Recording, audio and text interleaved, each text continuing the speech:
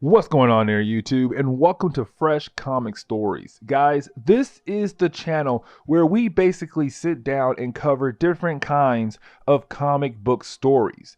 Now, guys, today we are going to jump back over to Ultimate Marvel, and we're going to pick up with Ultimate Iron Man Volume 2. Guys, this is technically the second part of the Ultimate Iron Man origin. Now, honestly, the reason why I forgot to cover this storyline, I will tell you at the very end of this video. I legitimately have a good reason why I didn't cover Volume 2 after covering Volume 1. But guys, if you do like this video, please hit that like button down below and also subscribe for more comic book videos in the near future. Also, any suggestions on books I should read, well, please let me know in the comments below. But guys, let's dive into Ultimate Iron Man 2. So Ultimate Iron Man 2 storyline picks up a couple hours after the ending of Ultimate Iron Man Volume 1, where we saw that Tony used the Iron Man armor to save the day because there was a boat that was being held hostage by a bunch of terrorists. They were going to use this boat to send in a bomb to blow up Stark Towers, but luckily Iron Man was there to stop that. Now here comes the big problem. After Tony Stark had used the Iron Man armor, the whole world saw it. And so you have all these different organizations asking the American government to investigate Stark's company because that tech is something no one else has. And so a lot of people are scared of what Tony Stark is building with his company. But here comes a big thing though. Tony Stark does not care about what other people think about his armor. Instead, he wants to figure out who in the world was trying to blow up Stark Tower.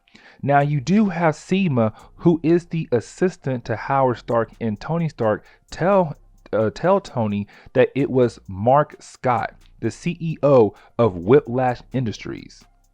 Now this is a different concept on Whiplash because in the main Marvel universe, Whiplash was an actual Iron Man villain for years. But in Ultimate Marvel, we see that Whiplash is actually a company, and that is it. Now, I do know later on in Ultimate Spider-Man, we get an actual Whiplash supervillain in this universe. This was just an earlier concept of Whiplash in this universe. Now, getting back into today's discussion, we actually pick up with Mark Scott, who was supposedly behind the terrorist attack. He's right now meeting up with the guy named Dolores, which we come to find out that these two guys are working together to bring down the Stark Company. Now, we do pick back up with Tony Stark, who is still recovering. Something else for you guys to remember is that Tony in this universe has a healing factor, but it is a very slow process. But while he is healing up from the bomb incident, two government agents walk in the room to talk to Tony. Since the world saw the Iron Man armor, you have these government agents tell Tony they need his armor for a certain mission. Which at first he tries to play the game that it was destroyed, but they know he can make another one. And so he takes them to the Baxter building. Now we pick up with Tony and the agents arriving at the Baxter building, but you have them stay behind while Tony goes into the lab. Now the reason why Tony left them in the other room is so he can use them to scare Obadiah Stane, because Tony knows that it was Obadiah Stane who framed Howard Stark. And so Tony is hoping these guards can scare him to admit what he did while Tony goes inside the lab to meet up with Rhodey and Nephara, which Rhodey of course is War Machine and Nephara is another friend of Tony, but also the girlfriend of Rhodey as well. But this is Tony meeting up with them to see if they have another Iron Man armor ready to use for this military mission. Now, of course, you do have Nefara and Rhodey give Tony two armors, which of course these are the earlier models of Iron Man and War Machine armor. But you have Tony tell the government agents that they will get two armors only because the American government cannot be trusted with one. And so the other one is going to make sure nothing happens to the first one, really.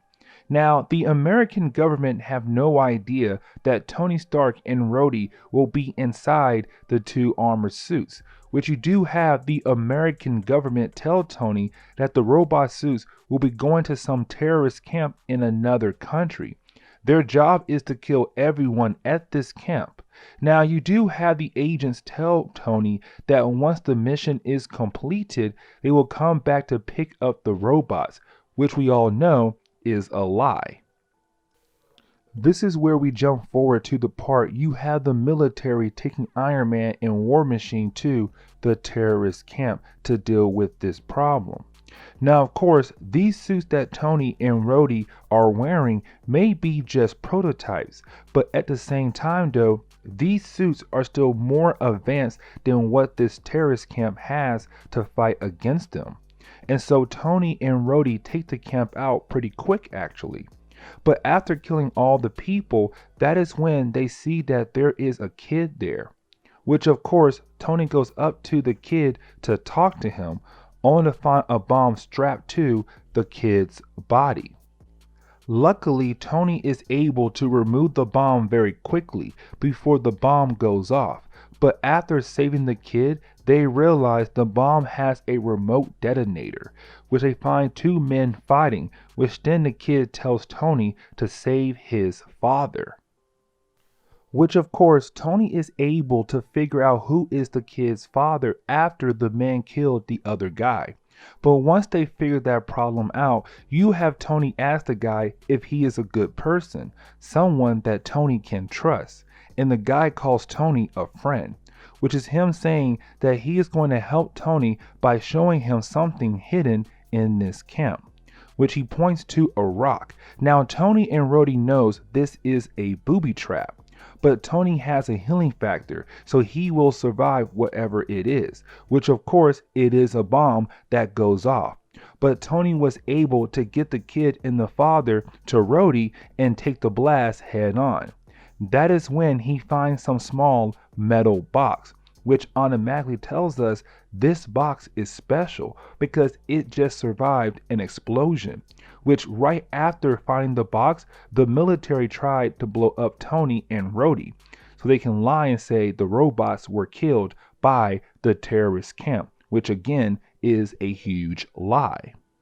Which of course, this is where we jump forward to the agents coming back to the base to tell the Stark Company that the robots were destroyed. But you have Seema, who again is the assistant of Howard and Tony Stark, tell the agents that they are lying because the robots were found by Stark's team.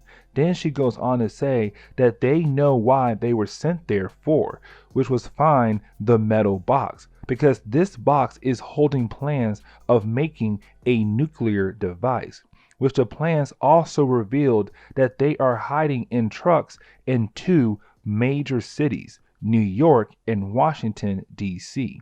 Now you have Seema tell the agents that they are going to have to work with Stark Company to stop these nukes, but also play by their rules.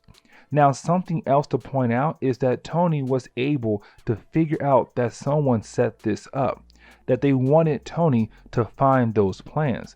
The questions are who and why. Now we jump over to Obadiah Stane visiting Howard Stark in prison, which at first it seems like he is doing this as a way to taunt Howard Stark, that he got away framing him for his father murder. But after doing a small trick to scare Howard, you have the guards take him away.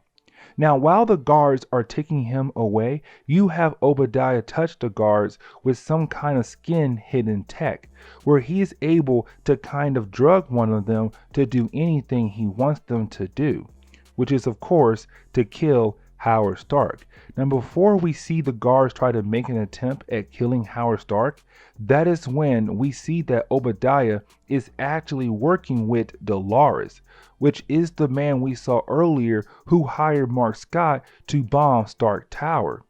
But we now know that these two are working together. Now, the reason why Obadiah is helping Dolores is because Obadiah wants to know who killed his father.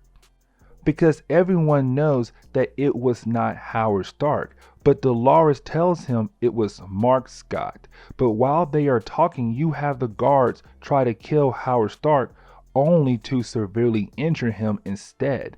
And so Howard Stark did not die, even though Obadiah tried to kill Howard Stark. Now, Tony gets word of this assassination attempt on his father, but he is unable to deal with that because he gets confronted by the government agents telling him that the people who have the nukes, they want Tony to give up one of his suits for the nukes. Now, Tony says no, but he has a good reason because he believes he knows who has the nukes, but he will have to work with Obadiah Stane. Now, the reason why this is so important is because Tony knows that Obadiah is working with Dolores and that Dolores is the one with the nukes. He must be the one. And so you have Tony go and confront Obadiah Stane, which is him telling Obadiah that he will help him bring down Dolores. Of course, Tony threatens him to make him agree to help. But the plan is to set up a fake meeting so the FBI and Tony can get the jump on Dolores. Now, this was supposed to be a plan where you have all of these special FBI agents waiting around for Dolores to appear so they can grab him. But Obadiah gets confronted by Mark Scott, the man who runs Whiplash Industries. But you have Mark Scott tell Obadiah that Dolores is waiting in a car for him. Now, as soon as Obadiah gets in the car, of course, the car has all of these jamming devices inside of it. So Tony and the rest of the crew is unable to hear what is happening inside the car. This is where Tony realized that Obadiah would be the kind of person who would betray everyone and tell Dolores that the Iron Man armor is not a robot. It is really Tony inside the armor. And so you have Tony actually leave where he was hiding and goes down to talk to Dolores himself. Which this is where we see Tony and Dolores make some kind of deal, where Tony will hand over the Iron Man armor and Dolores will hand over the nukes, which this confirms that Dolores is the one with the nukes. Now you have Tony and his team go back up to Stark Tower to think up a new game plan to bring down Dolores. They have to give him the suit in exchange for the nukes, but at the same time try to trick Dolores to make him believe the Iron Man armor is actually a robot, not a man inside the suit. And so you have Tony call up another person named Zimmer, who has made a robot that actually has controls. And so their new game plan is to put this robot inside the Iron Man armor, then have Rhodey control the robot from a distance to hopefully trick Dolores and his man to believe the Iron Man armor is actually a robot inside of it. Now you have Tony go to this plane where you have Dolores, Tony, Mark Scott, and Obadiah go to and wait for the two sides making their exchange in a different location. These people are going to stay here holding each other hostage until the trade is done between their teams. Now, here comes the problem though. Tony's plan does not work. Dolores' team tells him that the Iron Man armor is different somehow than what Tony promised. And so with that happening, Dolores only gives location of one of the nukes, not the other one that he is holding on to. But you have Dolores trick Tony, Obadiah, and also now Mark Scott as well, by going to a different part of the plane, where he then sneaks off the plane and trapping the others on the plane with, of course, the second nuke. which this was Dolores' plan all along. He was going to take the armor only to give the location of one nuke, then use the other nuke to kill off Tony, Obadiah, and also get rid of Mark Scott as well. Now you have Tony, Obadiah, and Mark try to figure out what they can do to get off the plane before it blows up from the nuke. Now Tony is trying his best to get the controls of the plane so that they can take control of the plane, because right now it seems like the plane is right now over the ocean in the middle of nowhere. But while that is going on, you have Rhodey using the War Machine armor so he can interrogate one of Dolores' guys to figure out where is Tony and also where is Dolores. Now at first, the guy is not telling Rhodey anything, but then you have Rhodey say he will kill him if he does not tell him where is Tony, which of course, then you have the guy tell him where he can find Dolores, but not where in the world Tony is at. Now, of course, when Rhodey goes to the location, that is when he finds Dolores. But then we come to find out that Dolores is not behind all of this, because Rhodey finds out someone has killed him off. The dude is dead.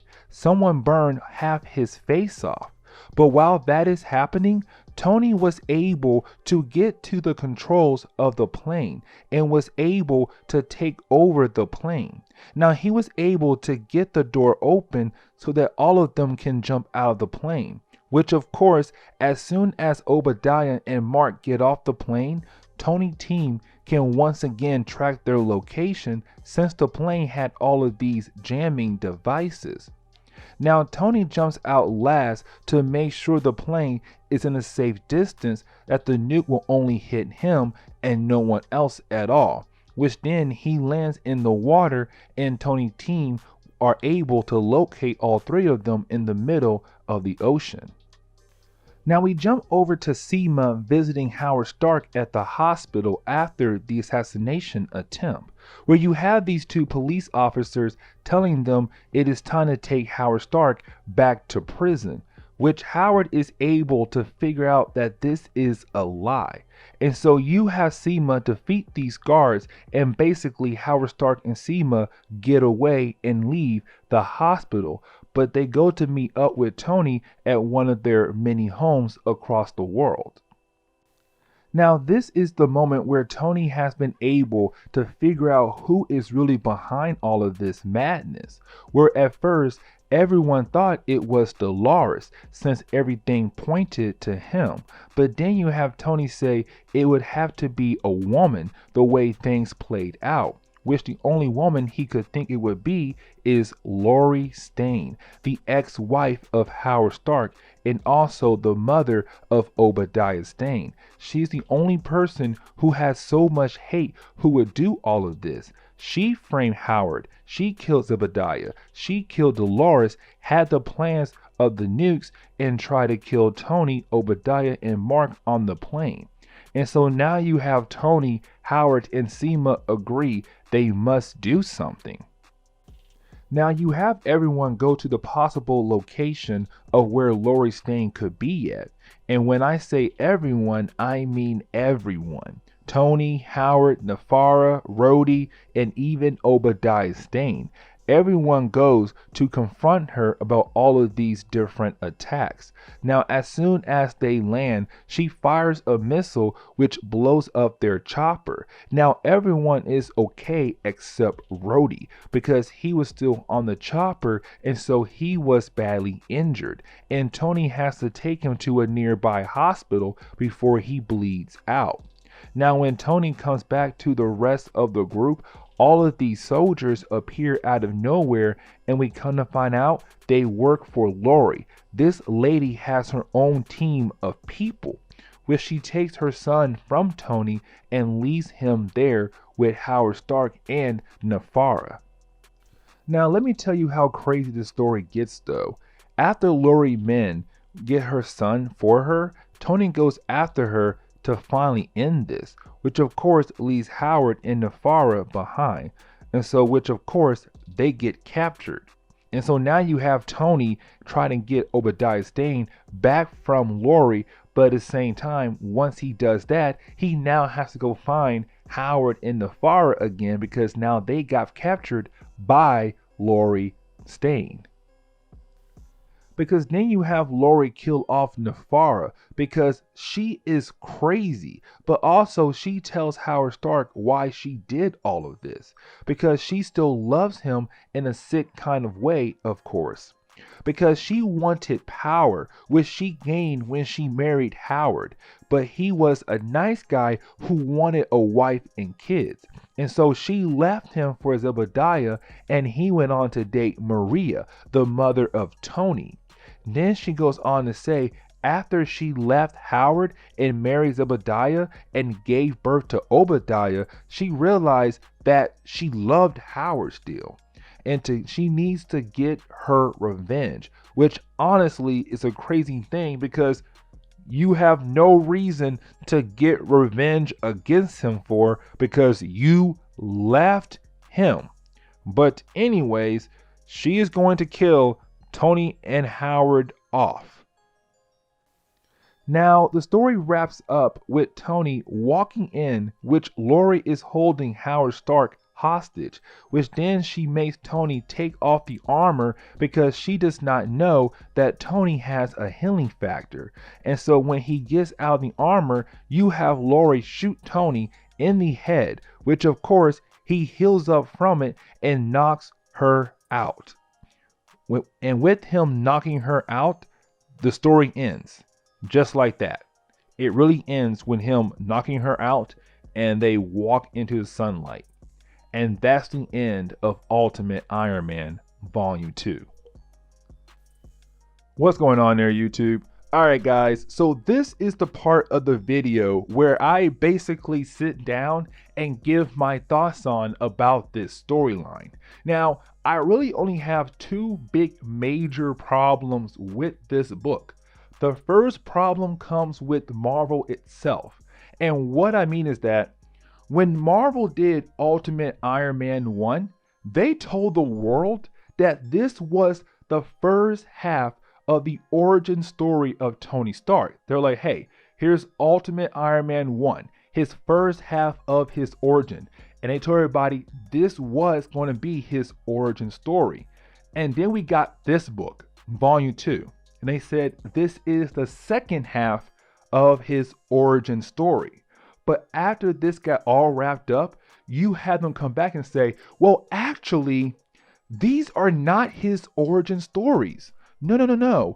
We just use these two books to give you an extra Iron Man book. Actually, he has no origin yet. We don't know his origin story just yet. And you're kind of like, well, what the heck? We bought Volume 1 and we bought Volume 2 only to learn that these two books were not his origin story. So what is Tony Stark's actual origin story in the Ultimate Marvel Universe? Now, also, you only had I want to say Ultimate Human reference back to these two books. That's it. I want to say Ultimate Human has one full page that's really calls back to these two books, and that's it. No other Ultimate Marvel book truthfully goes back and reference anything from Ultimate Iron Man 1 or 2.